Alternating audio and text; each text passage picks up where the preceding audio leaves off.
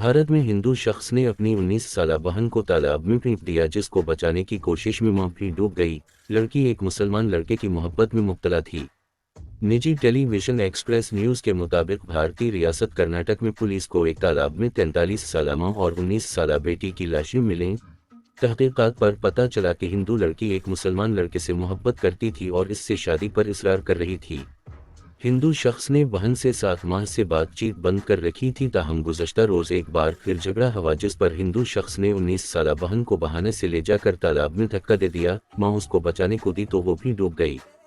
Police نے ملزم کو گرفتار کر لیا۔ تحقیقاتی ادارے نے پاکستان اور بیرون ملک مقیم پی ٹی آئی کے سہولت کاروں کی فہرستیں تیار کر لیں۔ کارروائی متوقع۔ بیرون ملک میں مقیم پاکستان تحریک انصاف کے کارکنوں، حامیوں اور سہولت کاروں نے مبینہ طور پر عام انتخابات میں امیدواروں کی خرید و فروخت کے لیے بڑی رقم پاکستان منتقل کر دی۔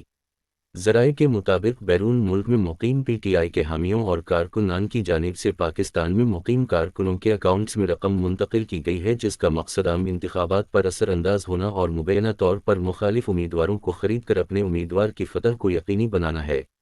ذرائع کا کہنا ہے کہ تحقیقاتی ادارے نے پاکستان اور بیرون ملک مقیم پی ٹی آئی کے سہولت کاروں کے خلاف ٹھوس ثبوت کی بنیاد پر تفصیلات حاصل کر کے ایسے تمام افراد کی فہرستیں تیار کر لیں۔